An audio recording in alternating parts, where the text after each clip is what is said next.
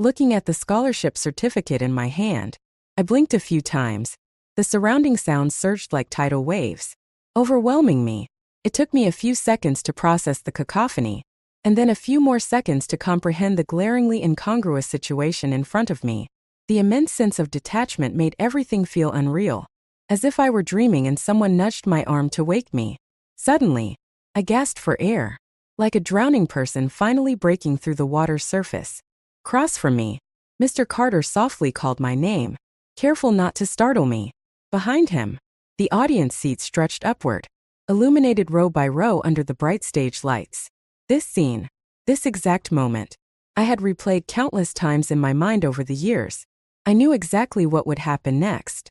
Without hesitation, I shoved the certificate into the hands of the boy standing in front of me, as though it were a scalding hot potato. The host's voice continued over the microphone as I stepped aside.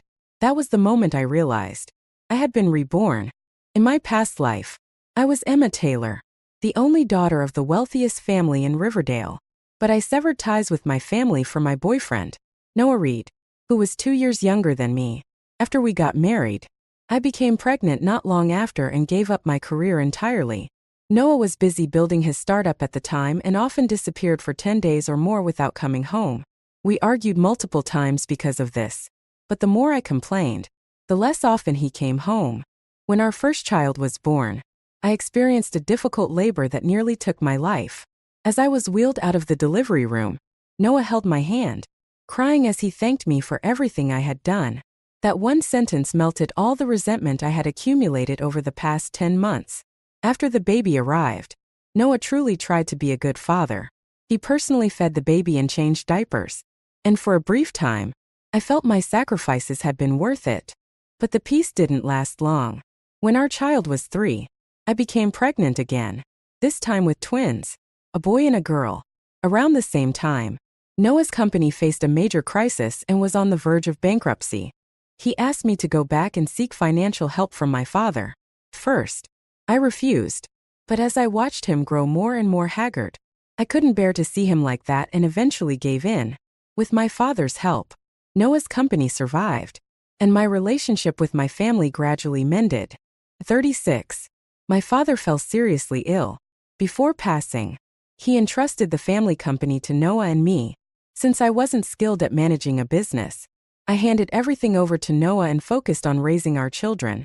Over the years, I devoted myself entirely to the family, raising 3 kids single-handedly and working tirelessly, day after day.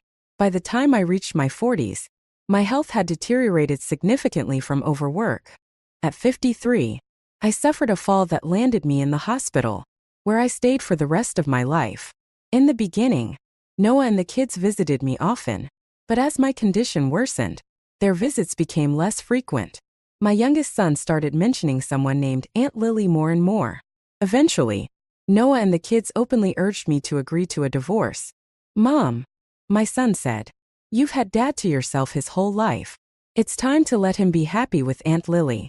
While there's still time, finalize the divorce paperwork. Dad and Aunt Lily's wedding is already being planned." It wasn't until that moment that I realized all my sacrifices and devotion meant nothing to them. Since Noah took over my family's company, its stock value had plummeted, and within a few years, it went bankrupt. Meanwhile, the company Noah founded thrived. I had my suspicions back then, but I was blinded by love and easily deceived by his sweet words. I failed my loving parents, destroying the company they built with their own hands.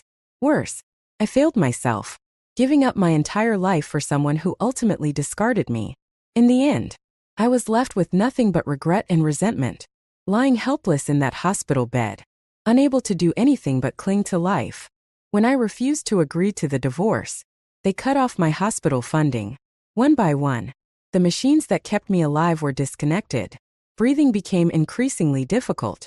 Finally, a nurse dialed Noah's number for me, but the voice that answered wasn't his. It was my youngest son. He said Dad and Aunt Lily were taking wedding photos. "When you're gone, Aunt Lily will be my mom."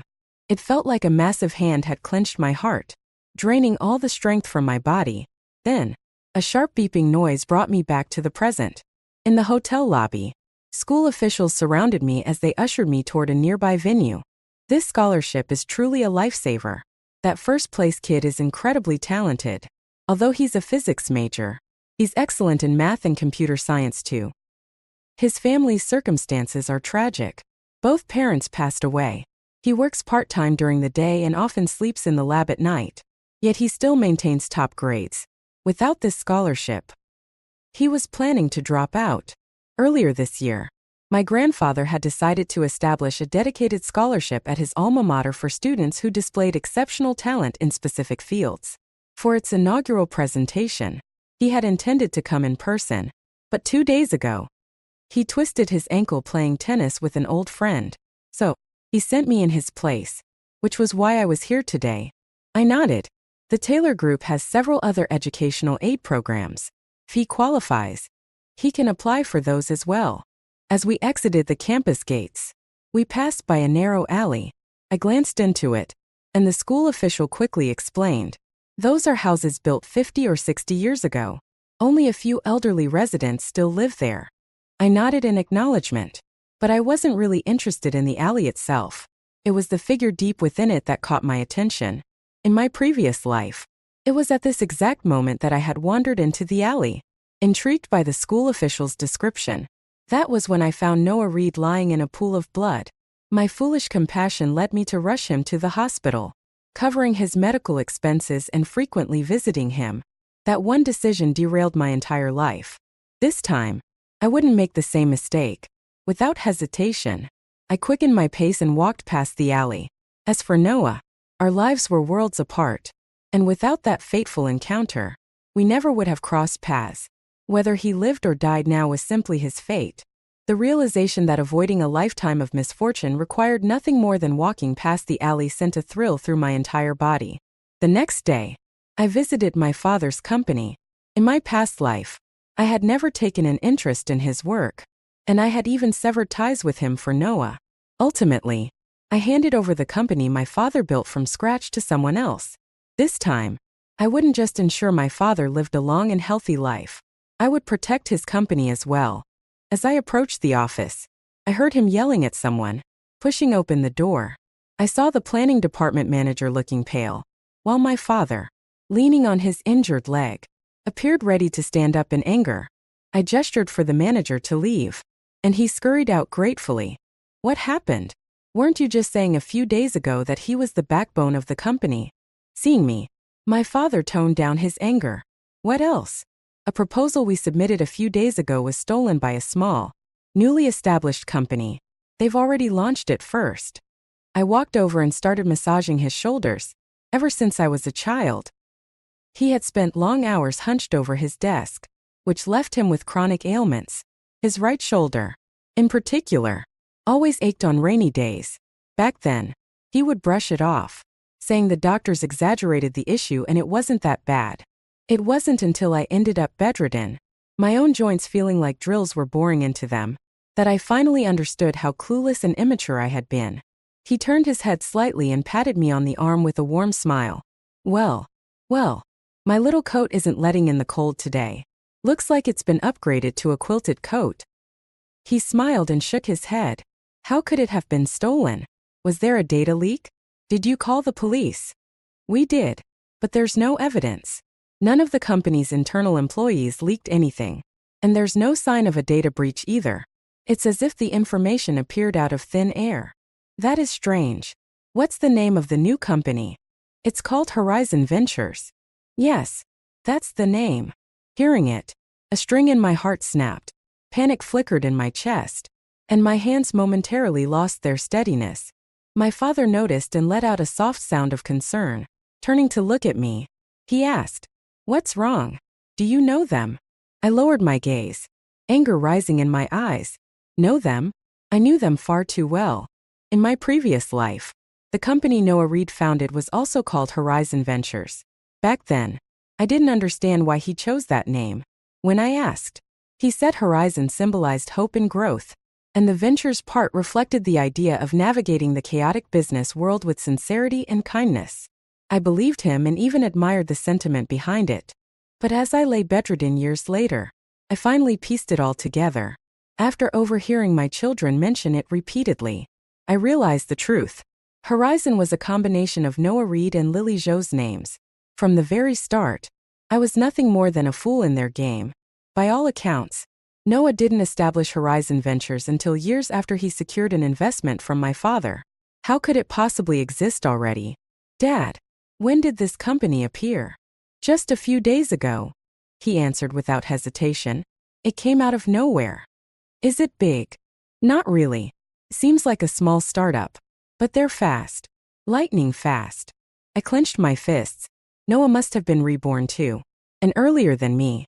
Armed with knowledge of the future.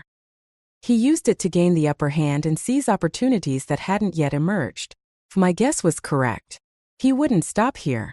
He would continue to target projects that had previously brought massive success to the Taylor Group, making them his own. Give me a team. Dad, I'll get back everything we've lost.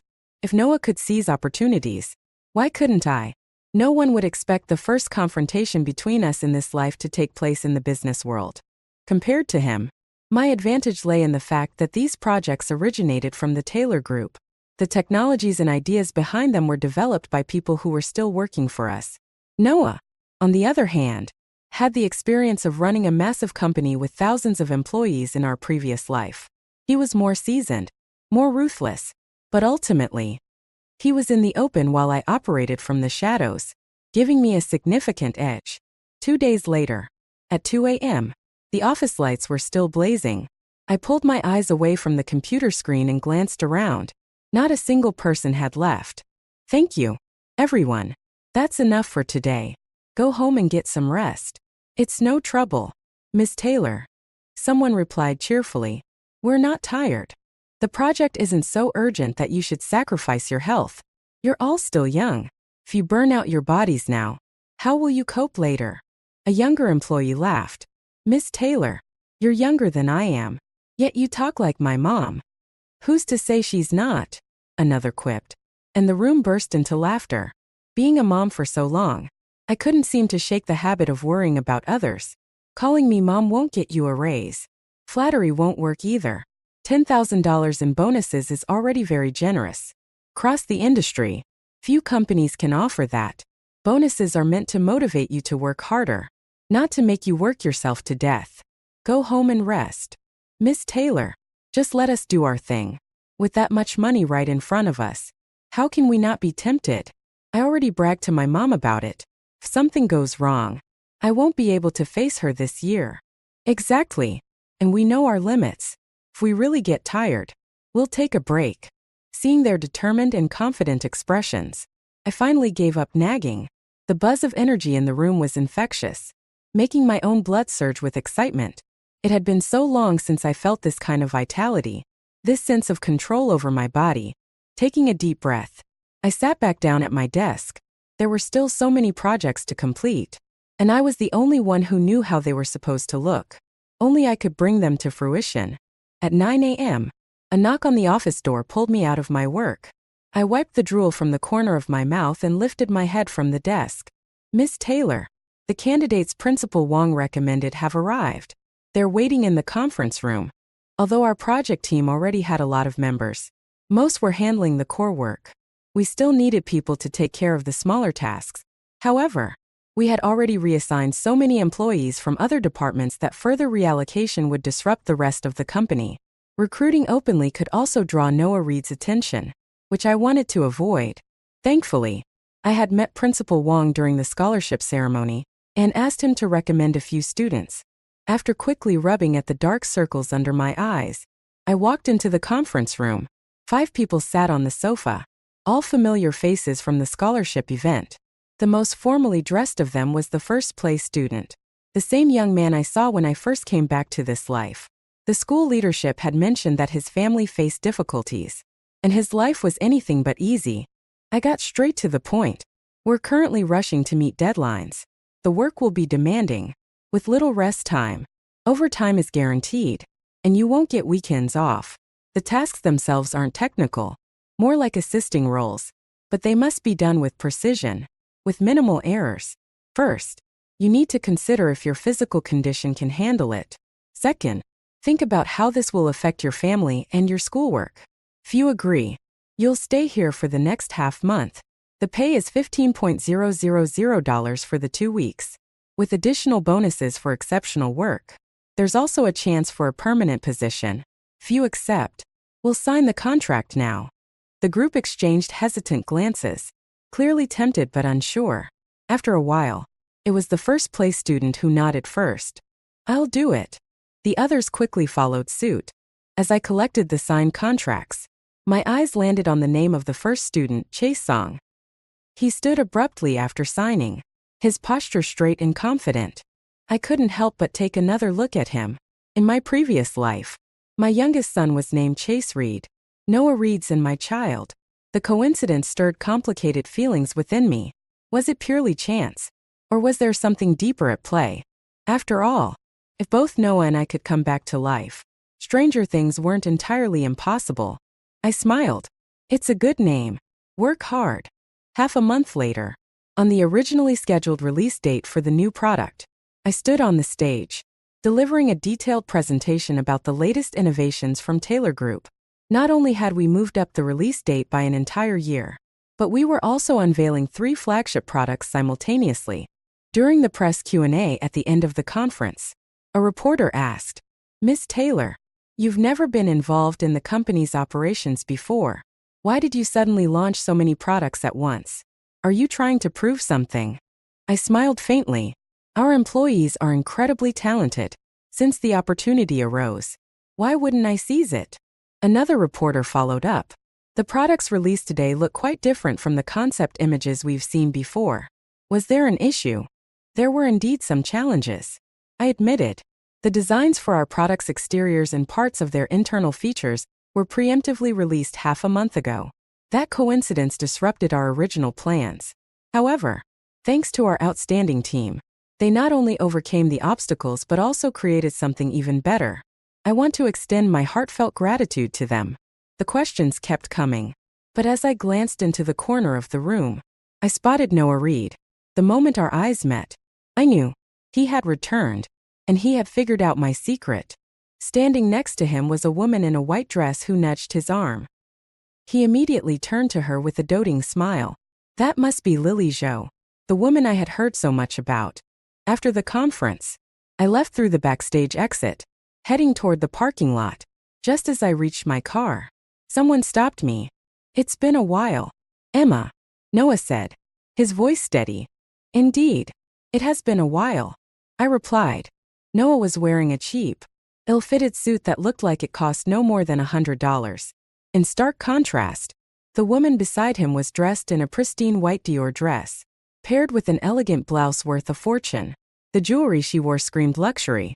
It was clear where the money from their preemptive product release had gone.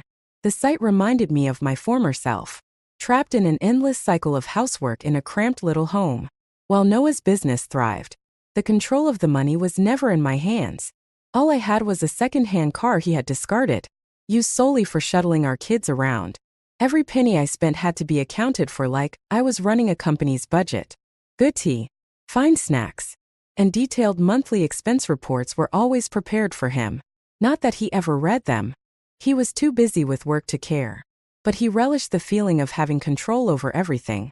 From the moment we got married, I rarely bought anything for myself. My purchases were always for the kids' favorite snacks, Noah's accessories to maintain appearances, or household necessities. But if I wanted to buy a dress for myself, I'd face his criticisms. "You don't make money, so you don't understand how hard it is to earn. Your clothes are still wearable. Why buy new ones? But the kids and you both get new clothes. I haven't bought anything in years," I protested. "The kids need clothes for school, and I meet investors frequently. But you? You're just at home all day. There's no need." But even our oldest, Alex, doesn't want me to drop him off at school anymore because of how I look, I added quietly. Driving Alex to school was my only escape, the only time I could breathe fresh air outside of the house. I loved being on the road, loved driving, and loved the feeling of freedom.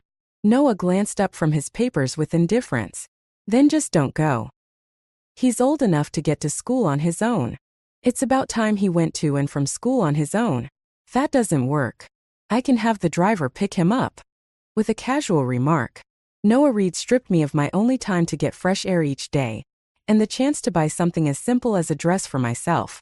Looking at the elegant woman beside him now, I finally understood.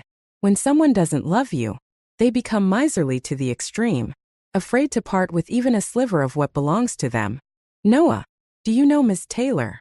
Lily Jo asked sweetly, her arm linked with his. Noah raised his eyebrows at me. A subtle, mocking gesture. After years of knowing him, I could read the intent behind even his smallest movements. This one was filled with arrogance, pride, and ridicule. The realization stirred a faint irritation in me, further intensifying my resolve. He nodded, turning to Lily with a gentle smile. We've met a couple of times. I couldn't help but chuckle. How ironic. Those 4 simple words, a couple of times, were all he gave to explain our past. The person I once cherished couldn't even offer Lily the truth about me. The absurdity was laughable. Lily tightened her hold on his arm, her voice soft and playful. Really? But, Noah, why is she looking at you like that? Her gaze flitted to me before quickly returning to him. Noah glanced at me with a mixture of disdain and indifference, then turned back to her with a reassuring smile. Don't worry. No matter how she looks at me, my eyes are only for you. Their exchange, full of hollow theatrics, made me physically sick. I watched them like I was observing a pair of clowns performing on a stage. No longer did I feel the emotional turmoil of my past. The more he had manipulated me in my previous life, the more clarity I now possessed. I even wanted to laugh. Not at them, but at my own foolishness. At how blind I had been to his terrible acting. Oh, I said lightly, my tone as flat as discussing the weather. Congratulations to the two of you. This farce was something I had no intention of watching any longer. Just as I turned to leave, a figure suddenly appeared. In one swift motion, the person shoved Noah aside, sending him stumbling several feet before crashing to the ground in an undignified heap. What are you doing? Noah shouted angrily as he scrambled to his feet, glaring at the newcomer. The young man, ignoring him, quickly turned to check on me. His youthful, strikingly handsome face was filled with concern, his voice trembling slightly. Are you all right? I froze for a moment, surprised to see Chae-song, the intern who had just joined my company after winning first place at the scholarship ceremony. I'm fine, I said, gently brushing off his hand, though my eyes remained fixed on him. Chase avoided my gaze, his hands fidgeting as if making 100 small movements all at once. Miss Taylor, I was worried he might hurt you, he stammered, his unease palpable. Why would you think that? Do you know him? I asked, my voice calm but probing. Chase quickly looked away, blinking rapidly as guilt spread across his expression. Meanwhile, Noah, humiliated and furious, stormed toward us. Lily Jo, who had been standing aside in stunned silence, finally moved. She hesitated for a moment, glancing at the torn fabric of Noah's sleeve before stepping back again, stopping a few paces away as if unsure of what to do. I narrowed my eyes, quietly observing the scene in front of me. It felt like watching a butterfly in the Amazon rainforest, its wings flapping delicately, unknowingly stirring a storm somewhere far away. A butterfly flapping its wings could cause a tornado thousands of miles away 2 weeks later. In this world, even the smallest incidents seem capable of creating earth-shattering changes. The security guards arrived promptly, separating Chae-song and Noah Reid, who had been at each other's throats. Chase was escorted to the car while the guards kept Noah at a distance. He could only watch helplessly as our car pulled away, his expression seething with frustration. It seemed that, given a second chance at life, he had become far more volatile. Could this, too, be the effect of the butterfly's wings? The atmosphere inside the car was heavy. Chase sat beside me, his body tense, his hands tightly clasped together. He kept glancing at me from the corner of his eye, only to quickly look away each time. I said nothing, focusing on the messages on my phone. The silence was punctuated only by the soft tapping of my fingers against the screen. The oppressive air in the confined space was palpable. Chase's body stiffened further, and he couldn't stop licking his lips nervously. I chuckled inwardly. Someone with such poor composure. Yet he had the audacity to charge forward just now? When the car stopped in the company's underground parking lot, Chase bowed deeply before turning to flee. The driver opened the door for me, and without even glancing at Chase, I walked past him and said calmly, "Come to my office, Chase." He froze in place, his body stiffening further, and nervously followed behind me. In my office, I set my phone down, closed the doors and windows, and gestured for him to sit. Chase hesitated before sitting down, his posture awkward. He leaned slightly forward, gripping his knees tightly, his gaze flickering with uncertainty. "You didn't do anything wrong. Why are you so nervous?" I asked. His lips moved as if searching for the right words. After a moment, he finally muttered, "I got into a fight. I was afraid you'd fire me." I let out a soft laugh. "With nerves like yours, how did you even have the guts to fight?" Chase lowered his head and said nothing. The silence stretched between us, thick and suffocating, as though the air had been drained from the room. For what felt like an eternity, the only thing that existed in that space was the two of us, locked in a tense quiet where even the sound of breathing seemed absent. Finally, I tapped my fingers lightly against the desk and broke the silence. "Why did you help me?" Chase's body jerked at the question. Slowly, he raised his head, his eyes filled with a complex mix of emotions. He opened his mouth to speak but hesitated, seemingly unsure where to begin. In the end, he let out a soft sigh. "I just like you," he said. "Like me?" I asked, my voice even. He glanced at me hastily, then nodded with force. I stood and walked behind him, resting a hand lightly on the back of his chair. After a long pause, I let out a cold laugh. "Chase Song, you still haven't broken your habit of fiddling with your fingers every time you lie." He flinched, his head snapping up to look at me. His expression was a mix of shock and joy, his eyes glistening with unshed tears. He looked like he was about to cry.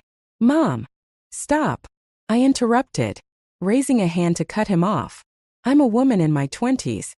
I don't have a son as old as you." But, you recognized me, didn't you?" "I recognized you because I'm smart and don't like being left in the dark. That doesn't change the fact that our relationship is purely one of superior and subordinate." I didn't understand why he had appeared here. Both Noah Reed and I had come back to life, but Chase Song's birth was still nearly a decade away. It was as if the butterfly effect had spun completely out of logic. No matter the reason, though, he was here now, and in my mind, he was still the person who had betrayed me in my previous life.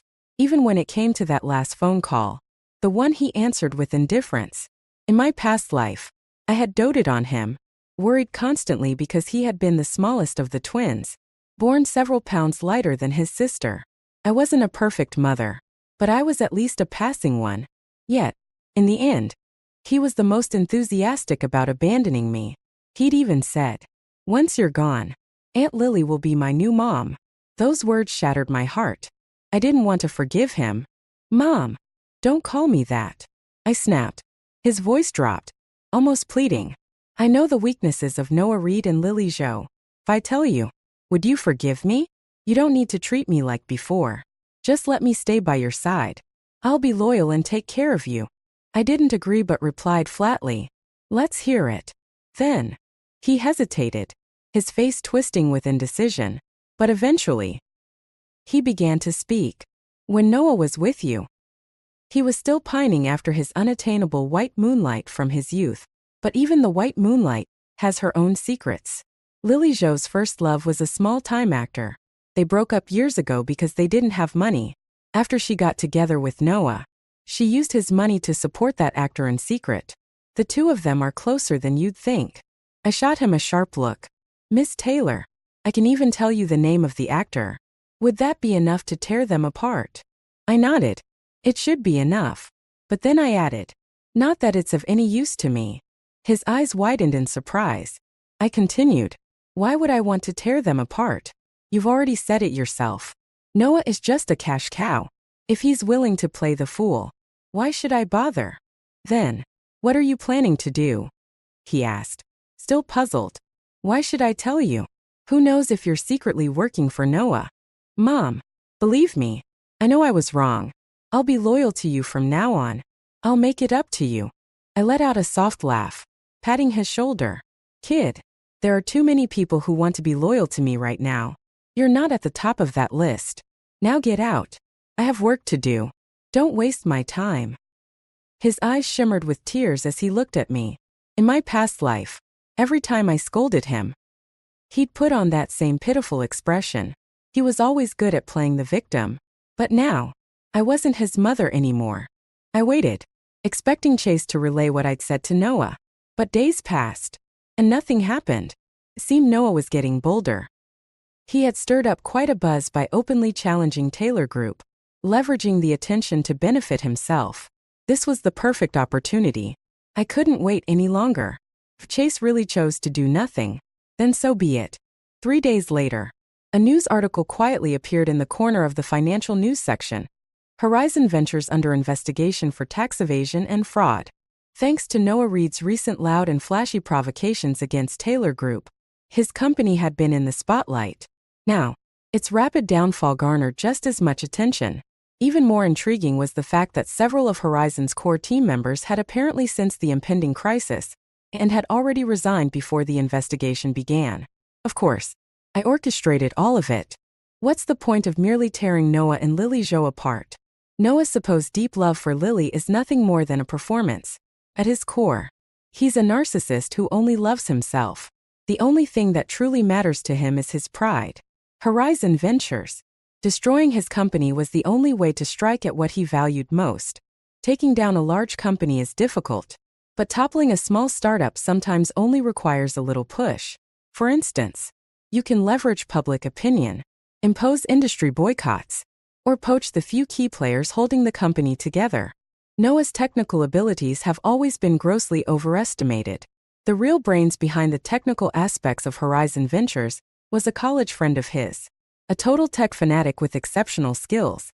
However, the man was also painfully rigid, entirely focused on research and development, and indifferent to anything else. In the past, trying to recruit him was impossible.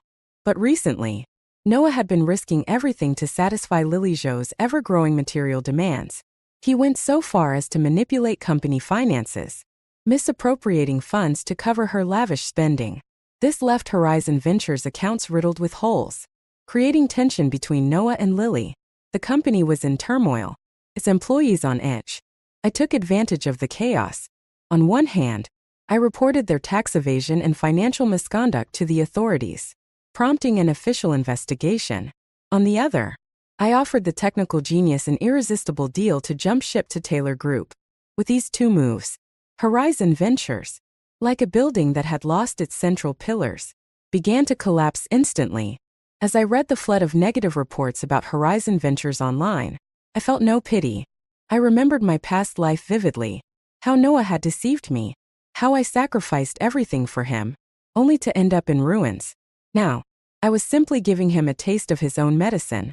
Back then, I had been so naive, wholeheartedly trusting Noah. I handed over everything to him, even abandoning my own career and personal aspirations. And what was the result?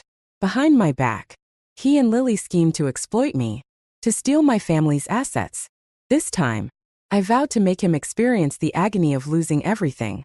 Few days later, in the afternoon, after finishing work, I headed home as usual. My phone was still in a call. "Dad, let's go out for dinner tonight," I said. "I heard from the assistant that there's a new French restaurant nearby. Let's try it." "French food? What's so great about that?" "It's nothing compared to hot pot." "Hot pot again? We just had it a couple of days ago. I can still taste lamb in my burps. Why do you love it so much?" I was engrossed in the conversation, not noticing the figure crouched near the company entrance. Suddenly, someone leaped out from the shadows, blocking my path. Frowning instinctively, I looked up, and there he was, Noah Reed. He was still wearing the same wrinkled, cheap suit. His hair was disheveled, and the carefully maintained facade of dignity he once had was completely gone, replaced by exhaustion and desperation.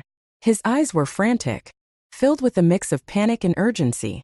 "Emma, wait," he called out, reaching out to grab my arm.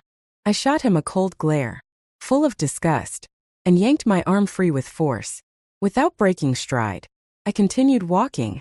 Like a relentless pest, he clung to me, following closely and mumbling incessantly. Emma, please. For the sake of the years we spent as husband and wife, help me just this once.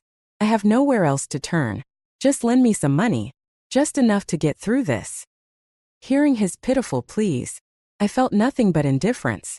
What about Lily Jo? I asked. Selling some of her jewelry and accessories should cover part of the fines. She ran away. He stammered. Emma, I understand now. She only wanted my money. But you and I were genuine. I was wrong. I really was. Please forgive me. Okay, forgive me. By then, I had reached my car and was about to get in. Noah braced his hand against the door, blocking my way. Emma, we were married for so many years. Do you really feel nothing for me anymore? Honey, I've realized my mistakes. Let's start over. I'll treat you right this time. I promise. A crowd had begun to gather, people stopping to watch the commotion. The security guards approached quietly, holding their batons. Without waiting for them, I punched him in the stomach, followed by a swift kick to his knee. Caught off guard, he doubled over in pain, collapsing to the ground. The guards rushed forward, restraining him as he struggled. I flicked my head, and the hair tie at the end of my ponytail slipped off, my long hair cascading down with the breeze. Are you insane? I snapped. I'm in my 20s. Who's been your wife for years? The guards held Noah firmly on either side, but he continued to struggle, shouting desperately, Emma, you can't do this to me. You can't. I didn't respond, nor did I look back. I turned and walked away, leaving him there, still screaming as the guards dragged him off. As the car drove away from the bustling city center, my phone rang. It was Chase Song. Mom, he said softly, don't scold me. Just let me call you that one last time. I know you'll never forgive me. When I arrived, I finally understood what you had given up for us. I'm sorry for how deeply I hurt you before. You probably don't even know what happened after you died. Do you? Forget it. I won't say. You're smart. You can probably guess. Let me tell you how I got here instead. Not even 2 years after you passed. I died too. Starved to death. When I woke up, I realized I had become a baby. First, I thought maybe the memories of my previous life had stuck with me because I hadn't drunk Mengpo's soup. I was smug, thinking, living again with memories of my past life? This will be amazing. But the family I was born into wasn't great. My mother had a mental illness and would lash out and hit people without warning. My father was a gambling addict who took every bit of money the family had. If it weren't for my past life's memories, I wouldn't even have been able to make it to college. One day, I saw you on TV. At that time, you hadn't yet returned. Still the real 20-something version of yourself. You were standing behind Grandpa, looking carefree and completely unburdened. Later, I saw you again at the scholarship ceremony. Seeing you in person, I realized just how much I missed you. Between his words, I heard the sound of wind in the background. Where are you? I asked. He laughed, but it was bitter. You finally asked. I thought you didn't care about me anymore. Where are you? On the rooftop. So high up here. Mom, are you trying to use jumping to threaten me? I asked, my voice cold. How could I, Mom? I just wanted to hear your voice one last time. After I'm gone, will you miss me? I took a deep breath and answered icily. No. Then I hung up. Uncle Wong, pull over and wait here. I said to the driver. We waited 10 minutes. Nothing happened. Everything remained quiet. As I thought, he just wanted to exploit my soft spot. Those two Reeds, father and son, truly share the same blood. Both are master manipulators with the same impulsive, short-sighted personalities. Noah Reed didn't apologize because he realized he was wrong. He only did it because he had nowhere else to go. Chase Song didn't regret his actions either. He just needed money and a shortcut to success. But I am no longer the same person I was in my previous life. Let's go, I told the driver. The car pulled away, leaving everything behind. From now on, their affairs had nothing to do with me. I was ready to start my own brand new life.